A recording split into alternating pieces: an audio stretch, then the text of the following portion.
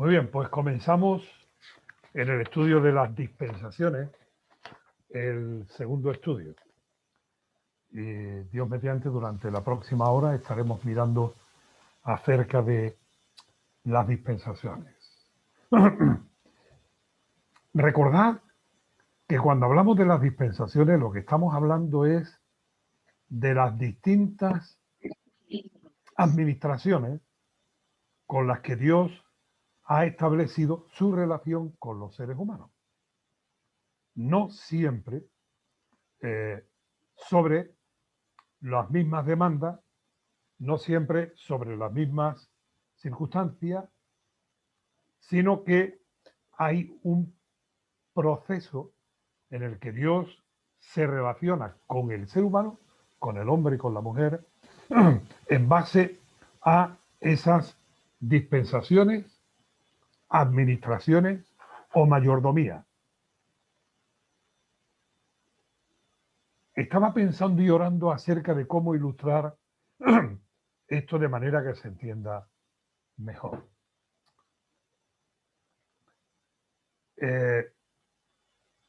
Los ejemplos vienen a ser como ventanas que ayudan que la luz entre en el edificio. Pues vamos a intentar abrir alguna de las ventanas, a recorrer alguna de las cortinas para que podamos verlo, si es posible, más claro. Y yo le pido y le ruego al Señor que me ayude, porque necesito la ayuda de lo alto para poder exponerlo de manera que se entienda bien, que yo me explique bien. Por ejemplo, en la Biblia no siempre ha sido igual el tema de los sacerdocios. Cuando Dios creó a Adán y a Eva ofrecían a Dios su sacrificio y Caín y Abel ofrecían a Dios su sacrificio.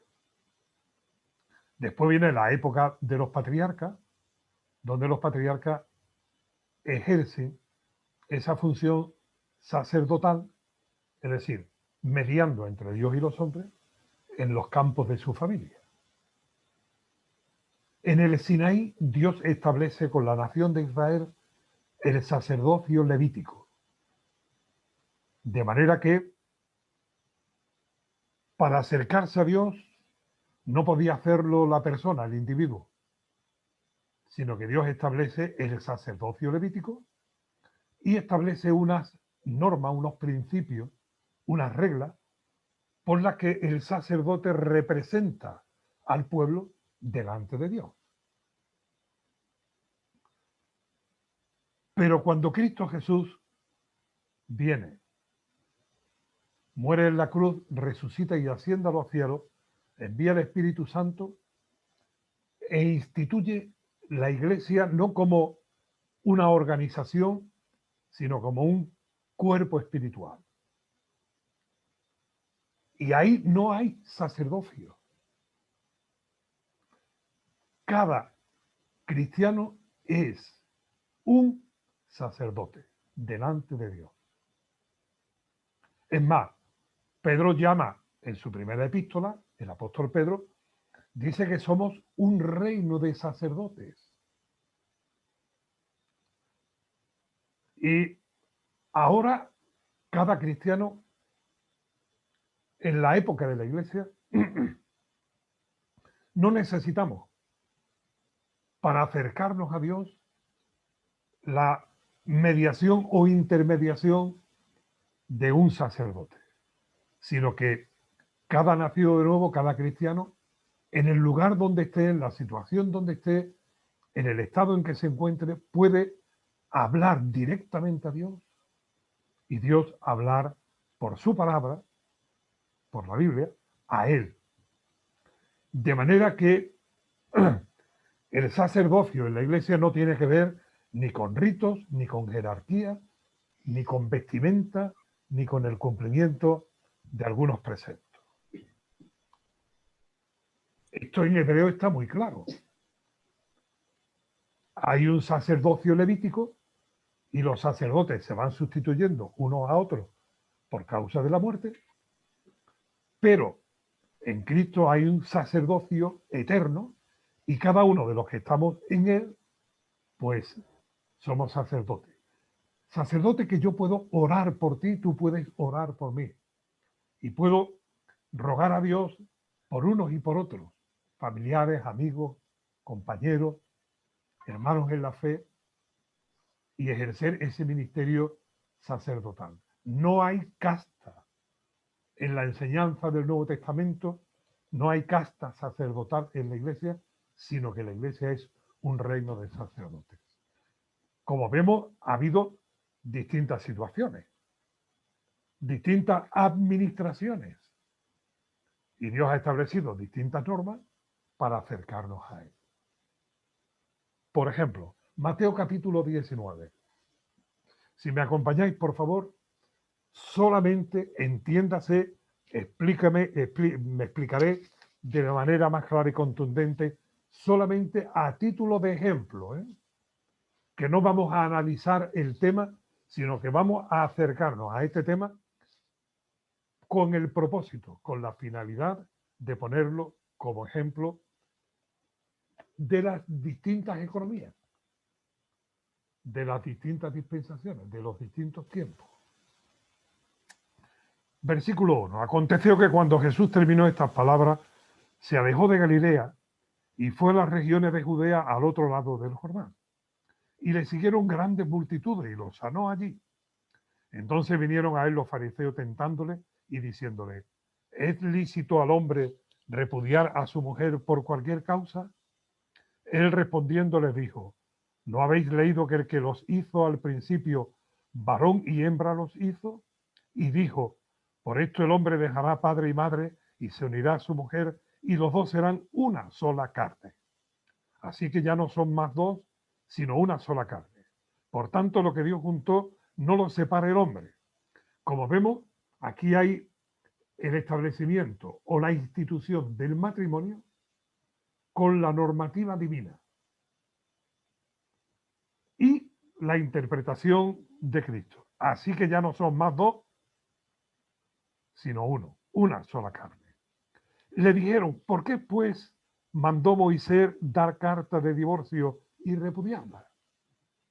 Y les dijo, por la dureza de vuestro corazón, Moisés os permitió repudiar a vuestras mujeres, mas al principio no fue así. Y yo digo que cualquiera que repudia a su mujer, salvo por causa de fornicación, y se casa con otra, adultera. Y el que se casa con la repudiada, adultera. Le dijeron los discípulos, si así es la condición del hombre con su mujer, no conviene casarse. Dice mi mujer, qué fresco. Es el egoísmo del ser humano. Pero si nos damos cuenta, Dios instituye el matrimonio con una administración, se une el hombre a su mujer y los dos ahora pasan a ser uno. Pero cuando viene una época en la cual es necesario, por la dureza del corazón de los hombres y también de las mujeres, del ser humano, Dios incluye una normativa, permite una nueva administración. Muchas veces Dios no aprueba lo que nosotros hacemos, pero pone normas para poner cauce, para encauzar aún nuestros males. Pero vemos ahí por lo menos una primera situación del matrimonio, la ideal con la que Dios la establece, y luego cómo Dios incluye alguna normativa para regular el desorden.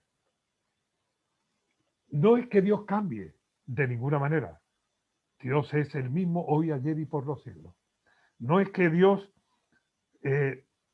cambie de opinión ni se adapte en su precepto o mejor en su valoración a nuestra realidad, sino que Dios administra y por amor a nosotros, eh, Él no cambia, pero sí cambia la normativa con nosotros, la forma en la que Él se relaciona con nosotros. Si Dios fuese inflexible, tiempo a que habríamos desaparecido. Pero por la misericordia y la gracia de Dios, por el amor y la paciencia de Dios, va permitiendo, buscando lo mejor para nosotros, y va dándonos instrucciones. Y esto para los creyentes, porque en esta sociedad otra es la cuestión. Igual como tercer ejemplo, con el tema de los sacrificios. Dios instituyó una normativa para ofrecer sacrificios a Dios y ahora no hacen falta sacrificios, porque todo lo anterior era tipo del sacrificio de Cristo y cuando vino Cristo y hizo el sacrificio perfecto ya no hace falta sacrificio. Por lo tanto, lo que estamos intentando, lo que estamos procurando es ver las épocas en las que Dios establece una normativa y cómo se ha ido desarrollando esto en los tiempos. Insisto, no es que Dios cambie, sino que por amor a nosotros nos va dando oportunidades e instrucciones para nuestro bien. Veamos la primera dispensación. Vamos al libro de Génesis, al principio. Os decía antes, si queréis hacer en sentido vertical en vuestros libros de notas, en vuestras libretas, una línea, una lista vertical con, vamos a ver, 7 puntos. Esta primera dispensación la vamos a llamar la de la, algunos le llaman la inocencia. Es decir, cuando Dios creó al hombre, no lo creó pecador. Pero a mí esto de la inocencia no me termina de convencer. Porque nosotros le damos a veces un orden peyorativo a eso de este es un inocente. Y además se presta, yo mejor le llamaría la dispensación de la perfección del ser humano. Fuimos creados perfección. Fuimos creados, salimos de la mano de Dios como obra perfecta. O, si queréis otro título más, la de la libertad. En Génesis capítulo 2, 3, es la única ocasión en toda la historia en la que el hombre, la mujer, fueron libres. La dispensación de la libertad. ¿En qué estado? ¿Cómo estaban? ¿Cuál era la situación? Bueno, pues Dios lo dijo de manera muy clara. Vio Dios todo lo que había hecho y aquí que todo era bueno en gran manera. Todo es bueno en gran manera. Perfectamente bueno, muy bueno. Génesis 1, 31.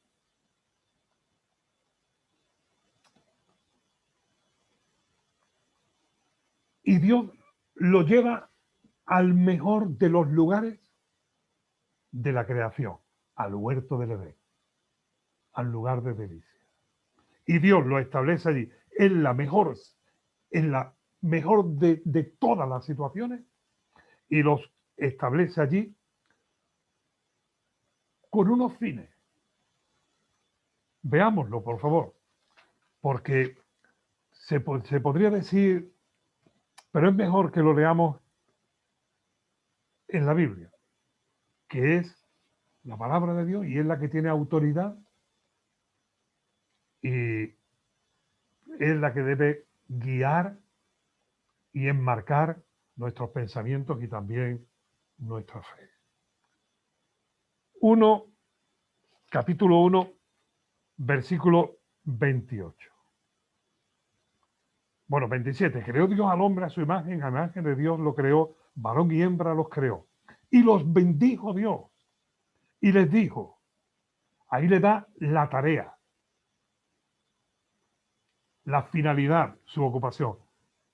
Fructificad y multiplicad, llenad la tierra y sojuzgadla, y señoread en los peces del mar, en las aves de los cielos y en todas las bestias que se mueven sobre la tierra.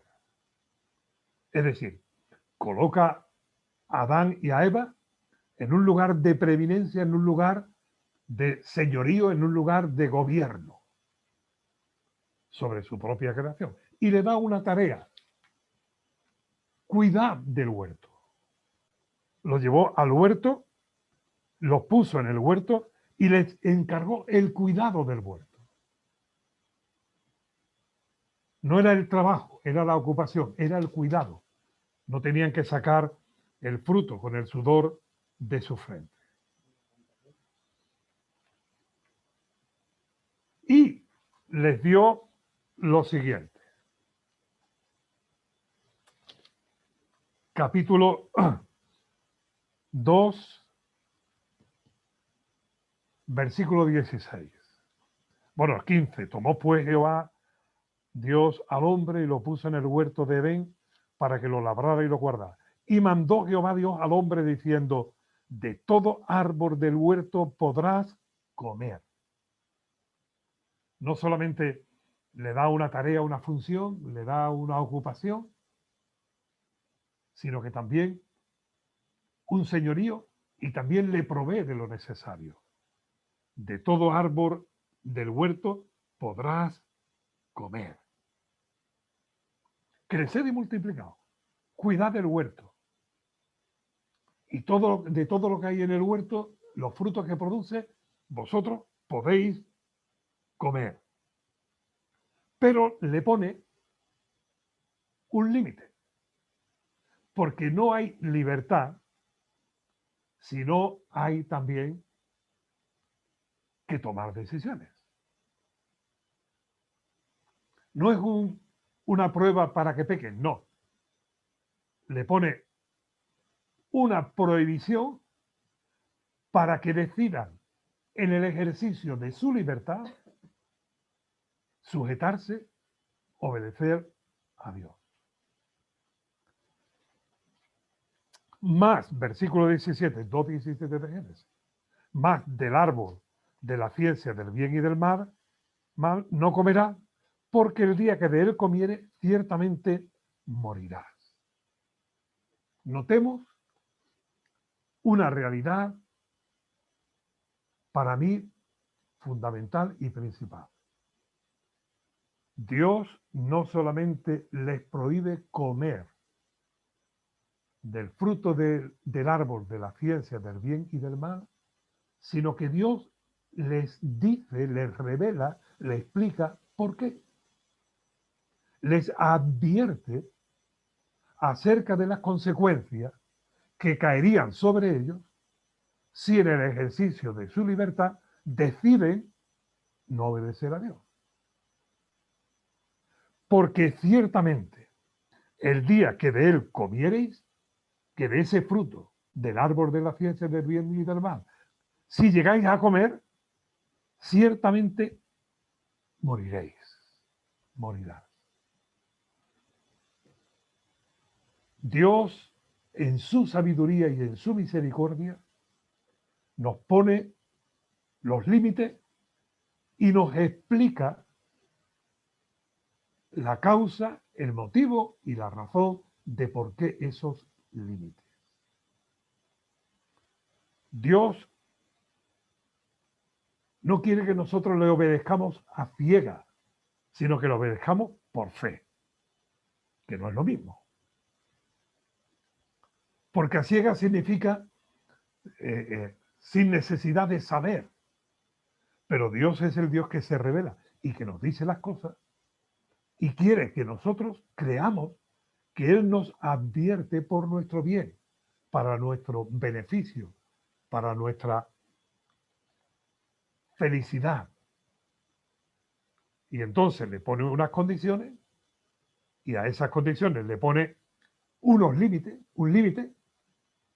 Oye, fíjate que es que, fijémonos por un momento, de todo árbol podrás comer, pero de este no. No restringe el disfrute ni la felicidad, el gozo o la delicia, sino sencillamente que pone un límite que si se hubiese respetado, no habría significado ninguna pérdida. Es la desobediencia lo que trae la pérdida. Y ahora viene el drama.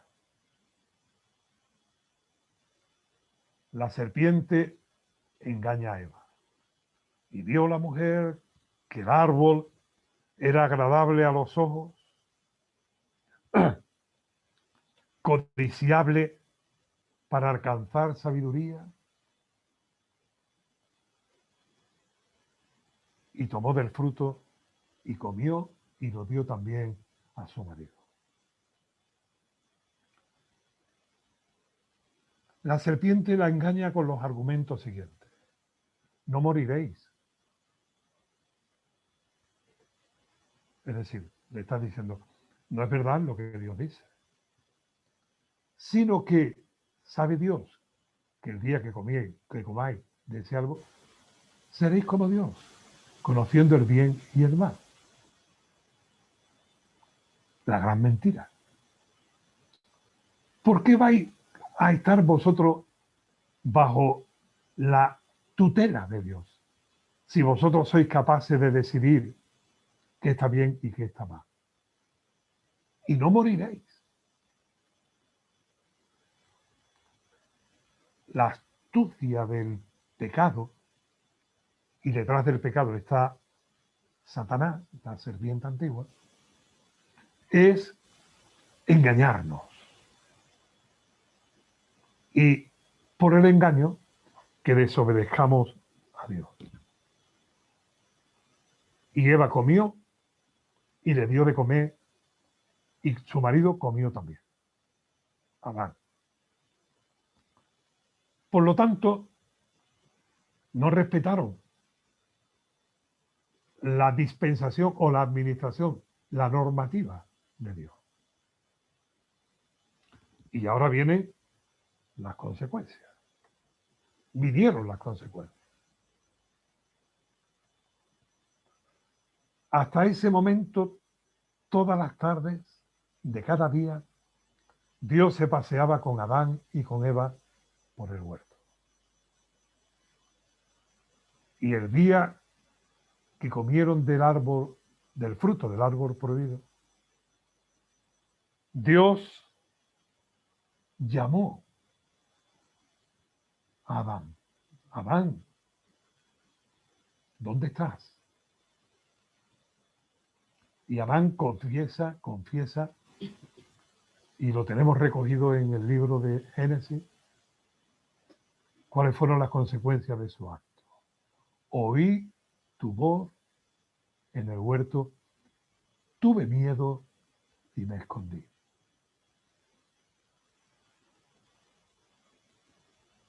El hombre no quiere oír a Dios.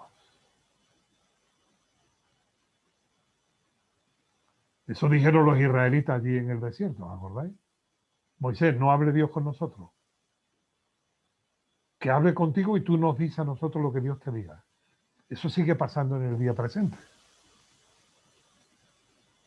Mucha gente en la práctica de su religión lo que quiere es que otros le digan lo que Dios dice. Pero no van a la revelación de Dios, no leen los evangelios para escuchar las palabras de Cristo hablando directamente al corazón. Oí tu voz en el huerto, tuve miedo y me escondí. Muerte significa separación. Y en el momento que comieron del fruto prohibido, murieron porque se produjo la separación entre el hombre y Dios. El pecado ha hecho separación entre el hombre y Dios. Y el hombre sigue huyendo de Dios, escondiéndose de Dios. Porque esas son las consecuencias, fueron las consecuencias y son las consecuencias de la desobediencia. Después viene la muerte física. Pero ya aquí hay una muerte espiritual, una separación de Dios. Pero esto trae también otras consecuencias. Dijo Dios, versículo 22. He aquí el hombre es como uno de nosotros, hablando la Trinidad, sabiendo el bien y el mal. Ahora pues, que no alargue su mano y tome también del árbol de la vida y coma y viva para siempre. Y lo sacó Jehová del huerto del Edén para que labrase la tierra. Ahora ya no, la consecuencia es que no va a estar cuidando el huerto del Edén, sino que es echado del huerto de delicia para labrar la tierra. Del lugar de delicia pasa a la tierra, que por cierto, las consecuencias del pecado de Adán es que la tierra está maldita por causa del pecado de Adán. Te producirá la tierra abrojo y espino. Maldita es la tierra por tu causa. Si nos damos cuenta, la revelación de Dios diciéndole no comas del árbol de la ciencia, del bien y del mal, es para bien del ser humano, pero el ser humano decidió desobedecer a Dios y vinieron las consecuencias. Es echado del huerto, la tierra es maldita por causa del pecado de Adán y ahora tiene que sacar el fruto con el sudor de su frente. Pero hay más consecuencias.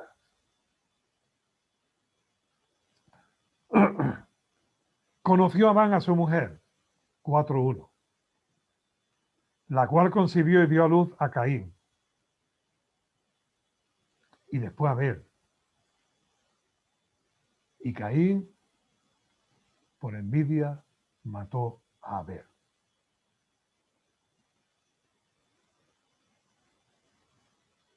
Caín y Abel habían sido enseñados por sus padres a adorar a Dios y a ofrecer sacrificio a Dios.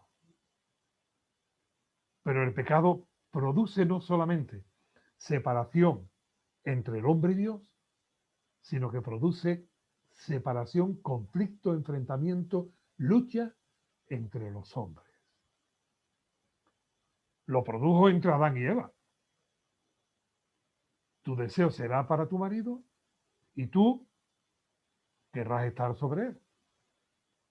De manera que pasaron, como consecuencia de esto, pasaron de ser un equipo que se complementaba a ser ahora dos equipos que competían. Pero además también Caín y Abel.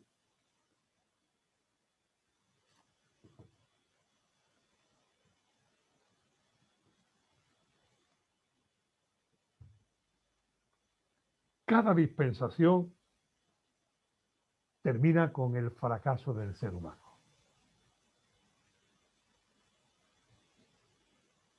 Lo ordeno por si estáis tomando nota. El estado en el que fue puesto, en el que comienza esa mayordomía, las condiciones que Dios establece para esa mayordomía. Número 2, las advertencias, la advertencia o advertencia de parte de Dios para que las observemos. La desobediencia o el fracaso y sus consecuencias.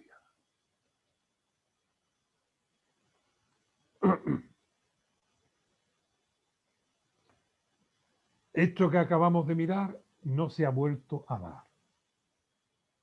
Esta situación nunca más se ha dado, porque a partir de ahí el hombre ya no es libre, no tiene libertad, porque por condición caída, por naturaleza humana, ya traemos la esclavitud, la tendencia interior al pecado. No solamente la inclinación, sino también el impulso al pecado. Pero ahora viene la buena noticia. ¿Cuál es la respuesta de Dios al fracaso del ser humano? Porque Dios podía perfectamente haber acabado con aquello y ya está. Pero en cada dispensación al fracaso del ser humano hay una respuesta de Dios. Capítulo 3, versículo 21. Y Jehová Dios hizo al hombre y a su mujer túnicas de pieles y los vistió. Porque en su estado de perfección, de libertad, ambos estaban desnudos y no se avergonzaban. Pero ahora se esconden, se avergüenzan. Y Dios, ellos se vistieron de hojas de parra y sin embargo, Dios los viste de túnica de pieles. Yo hago aquí una comparación. Las religiones son los recursos con los que el ser humano intenta vestirse de dignidad delante de Dios. Las buenas obras, las buenas intenciones, los méritos y todo lo demás. Pero la respuesta de parte de Dios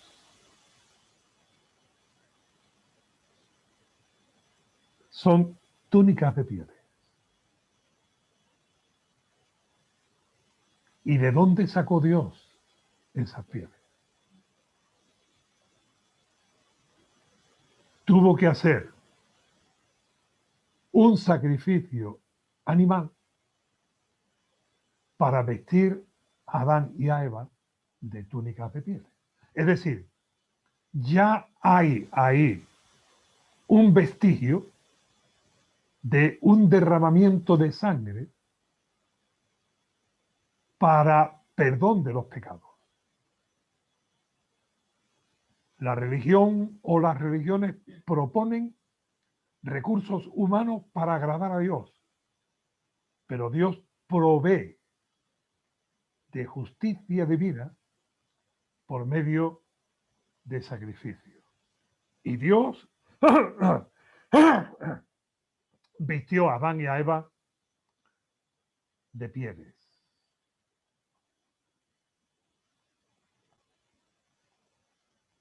Las consecuencias de esto lo vemos después en lo que sucede con Caín y Abel y con sus descendencias. Pero aquella primera dispensación que hemos llamado de perfección o de libertad y que algunos llaman también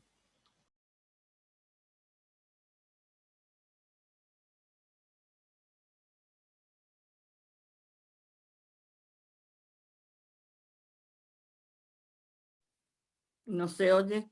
sí, es que sin darme cuenta he puesto la Biblia encima de esta primera dispensación acaba con la provisión de la gracia de Dios dando respuesta al fracaso del ser humano. Creo que, como no estamos haciendo, no se trata de hacer un estudio exhaustivo de cada uno de los detalles, debemos pasar ahora a la segunda dispensación. La primera es capítulo 1, 2 y 3 de Génesis, pues la segunda dispensación, la de la conciencia, poner arriba si queréis en el segundo cuadrado vertical, en el primero conciencia, es la dispensación de la conciencia. El hombre ha decidido que es suficiente para decidir lo que está bien y lo que está mal.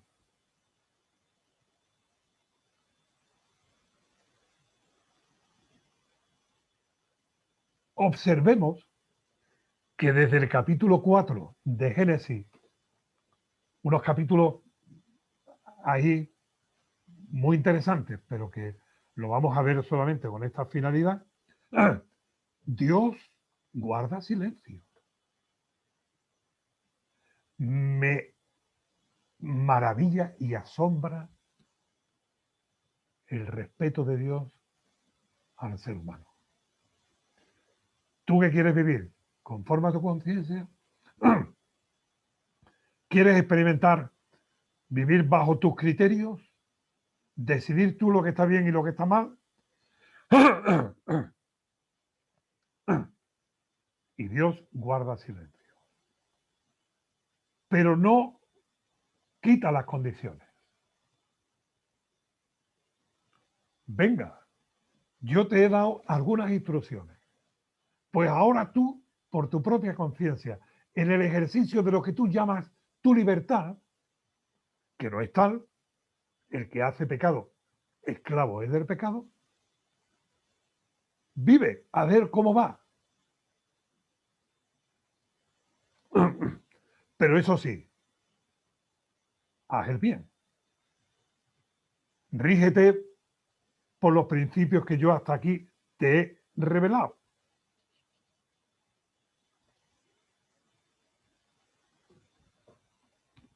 Mirad capítulo 4, versículo 19. Y Lamec tomó para sí 2 mujeres. El nombre de la una fue Ada y el nombre de la otra, Zila. Así que Dios ha establecido, ha instituido el matrimonio con un hombre y con una mujer, y los dos una sola carne, y en el ejercicio de lo que se llama, o el hombre llama la libertad,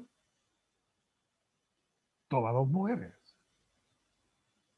Decide transgredir, romper las condiciones establecidas por Dios.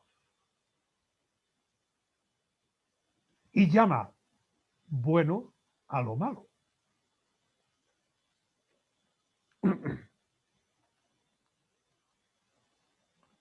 (4:24) Dijo Lamec, 7 veces será vengado Caín. Lamec a la verdad 70 veces 7. Es decir, el orgullo, la vanagloria. Dios le pregunta a Caín, ¿dónde está tu hermano? Y Caín dice, ¿soy yo acaso el guarda de mi hermano? Pero Lamec va más allá. Y él establece sus propios principios de la venganza, del orgullo. De manera que no se tiene en cuenta, el hombre no se sujeta a lo establecido por Dios, a lo revelado por Dios, sino que se muestra rebelde y desobediente. Y en los capítulos 4 y 5 del libro de Génesis y en el capítulo 6 lo encontramos. Esa dispensación por la que el hombre ha decidido andar independientemente de Dios, y Dios se lo ha permitido, y que el hombre se rija según sus propios criterios, según su propia conciencia, y Dios lo respeta, ahora vienen también las consecuencias. Mirad,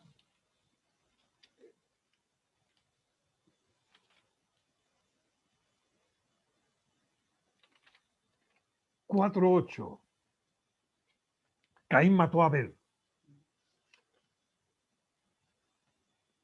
Ya parece que eso de decidir el bien y rechazar al mal es lo contrario. Capítulo 6,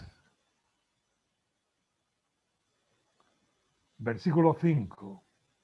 Y vio Jehová que la maldad de los hombres era mucha en la tierra y que todo designio de los pensamientos del corazón de ellos era de continuo solamente el mal. Ahí tenemos el diagnóstico de parte de Dios. ¿Qué sucede cuando el hombre, cuando el ser humano decide no tener en cuenta a Dios? Como dice Romanos capítulo 2, no teniendo en cuenta a Dios, se entrega a sus propias pasiones. En Romanos 1. Y en el capítulo 2 le da título a esta dispensación cuando dice sus propias conciencias le acusarán o le defenderán. Los resultados son catastróficos. Y vio Dios que la maldad de los hombres era mucha en la tierra y que todo designio de los pensamientos del corazón de ellos era de continuo el mal.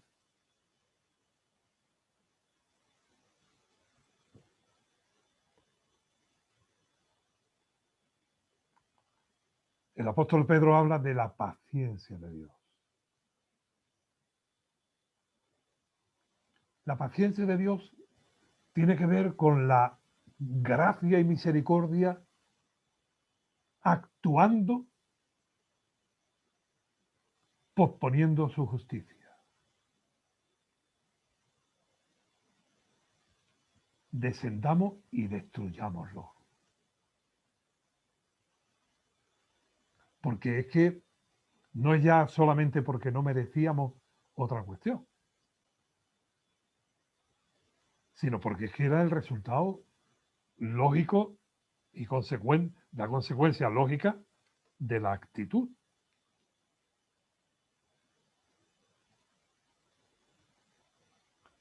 A tal grado llegó la perversión de aquella época, de aquella dispensación, que Dios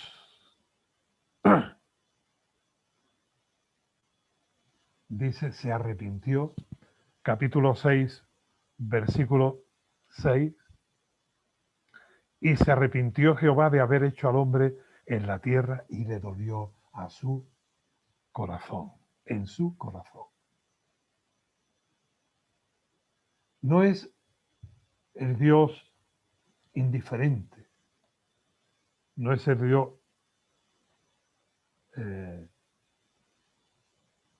de la filosofía griega. Aristóteles decía, Dios está tan alto, tan lejos, que a Dios no le afecta lo que pasa al ser humano. El Dios de la Biblia es el Dios que ama al ser humano y que cuando ve el desarrollo de la maldad, de la injusticia, las consecuencias del pecado, a Dios le duele en el corazón. Y se arrepintió Dios de haber creado al hombre. No quiere decir, me pesa haberlo hecho, si lo llego a saber no lo hago.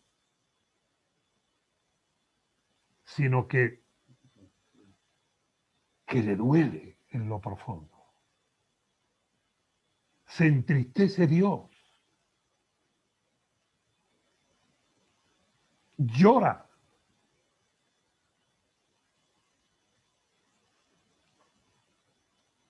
Y el fracaso del ser humano entristece el corazón de Dios. Y dijo Jehová, versículo 7, porque al fracaso viene el juicio. Si el juicio de Adán y Eva fue que los expulsó del huerto del Edén y le dio otra condición nueva fuera del Edén, mirad cuál es el juicio de esta segunda dispensación. Y dijo Jehová, raeré de sobre la faz de la tierra a los hombres que he creado, desde el hombre hasta la bestia y hasta el reptil y las aves del cielo, pues me arrepiento de haberlos hecho. La misericordia de Dios no puede eliminar la justicia de Dios. Y el juicio de Dios actuó y actuará. Raeré, porque había llegado a tal extremo la maldad del ser humano que había subido de punta delante de Dios. Había llegado al colmo, al límite. Y Dios decide el diluvio. El diluvio es histórico, ¿eh? Aquí el diluvio no es una metáfora, no es una ilustración, no es una manera de contar una historia, no. El diluvio es un hecho científicamente comprobado e históricamente constatado. Hubo un diluvio universal que afectó a toda la Tierra, en todas las culturas de todos los continentes. Hay un registro de que hubo un cataclismo.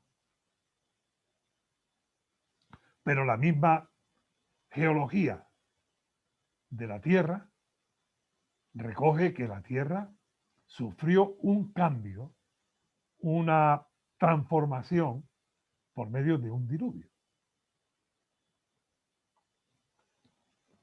Dios hizo descender las aguas hasta los profundos, abriendo las profundidades de la tierra. Y levantó las montañas, los picos altos, y recogió las aguas del diluvio en lo que llamamos mares y océanos.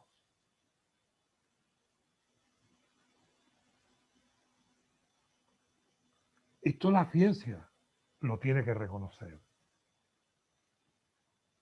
Y lo reconoce. Y lo que lo niegan por una actitud de rebeldía. Vino el juicio.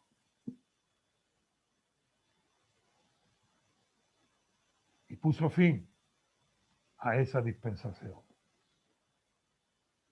Pero viene también, de la misma manera que lo vimos en las pieles con las que Dios vistió a Adán y a Eva, viene también la respuesta de la gracia de Dios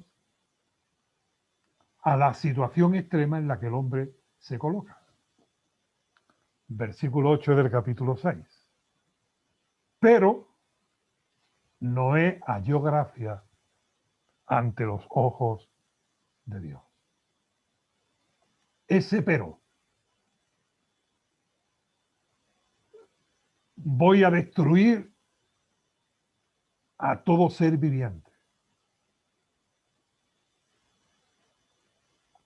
Un diluvio que acabará con toda la vida. Pero Noé halló gracia a los ojos de Dios. Y Dios le habló a Noé y le dio instrucciones. Y Noé,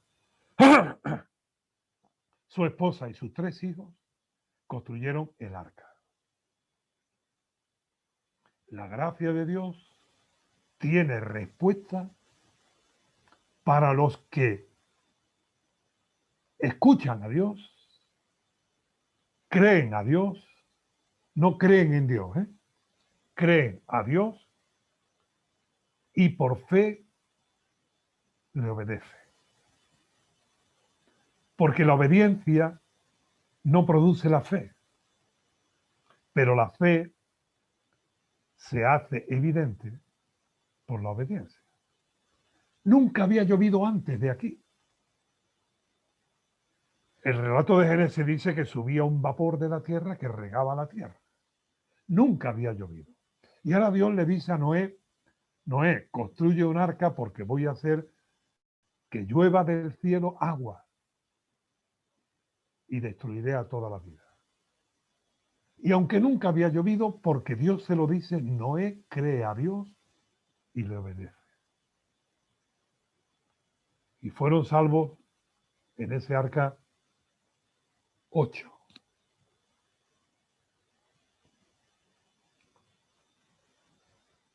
De manera que hemos visto la dispensación de la perfección o de la libertad, que concluye con el fracaso del ser humano y las respuestas de Dios.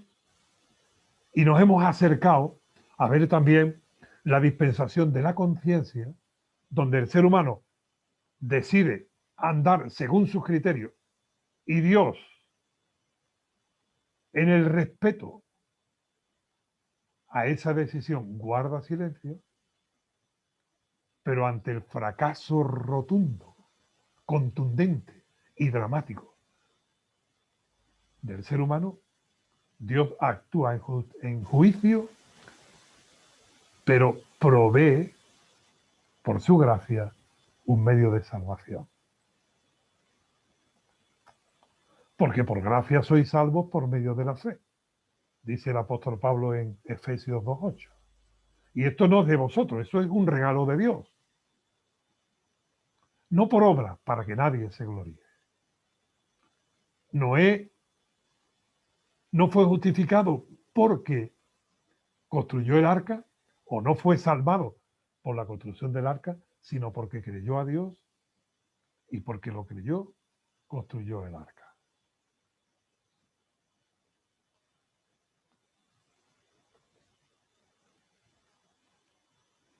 A partir de aquí, a partir del capítulo 9, vamos a ver la tercera dispensación. Ya Dios mediante el martes que viene. Pero os lo adelanto para que vayáis leyendo y, si queréis, tomando nota de estas cosas. ¿Cómo se llama? ¿Qué condiciones establece Dios? ¿Qué advertencia o normativa da Dios?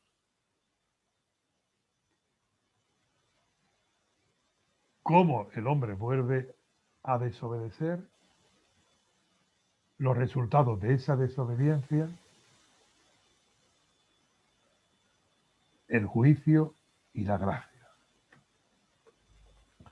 La tercera de las dispensaciones es la del gobierno humano. Sí, Dios establece con Noé el principio del gobierno humano. Si el hombre ha fracasado en su propia responsabilidad personal, pues que el hombre gobierne al hombre. Que también es el fracaso. Que el hombre gobierne al hombre.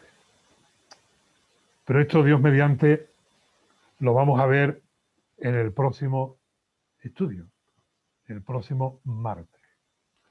Pero es importante que veamos que hay algunas cosas que van pasando de dispensación a dispensación y otras que van quedando atrás. Y es importante que nosotros conozcamos bien claramente el tiempo el que nos ha tocado vivir, el tiempo que nos ha tocado vivir, que lo conozcamos para conocer cuáles son, cuál es la voluntad de Dios. Porque me temo que hay mucha gente que están viviendo en la dispensación de la Iglesia de Dios con la normativa de la dispensación de la ley de Moisés, que están aplicando a la época de la Iglesia los preceptos, rituales y normativos del judaísmo. Y es un error muy grande y con consecuencias horribles, terribles. Pues vamos a terminar en oración, pero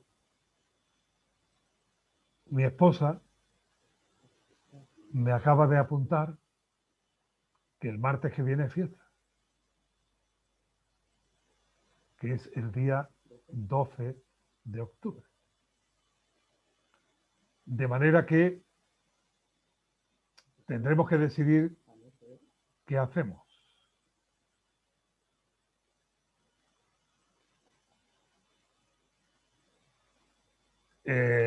Oramos y ahora, si queréis, abrimos un tiempo de preguntas, aportaciones, aclaraciones y también tratamos sobre cómo lo hacemos la próxima semana.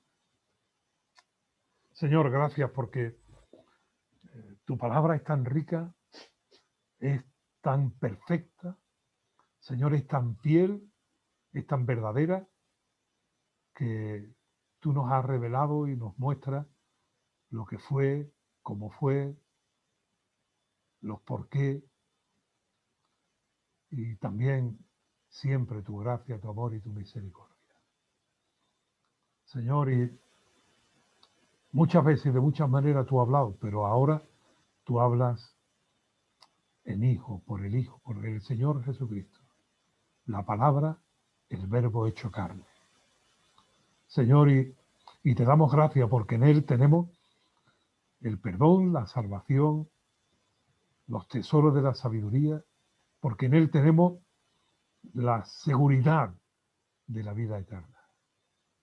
Pero queremos ver y podemos verlo en tu palabra, tu mano obrando en los tiempos. Y gracias, porque tú eres el mismo hoy, ayer y por los siglos, pero tú eres el Dios sabio, misericordioso. Señor, ayúdanos a amarte a ti, amar a nuestros hermanos, amar a nuestros semejantes y amar tu palabra, para que por el conocimiento de ella, tu luz y tu guía nos ayude. Gracias, gracias por Cristo. En su nombre oramos. Amén.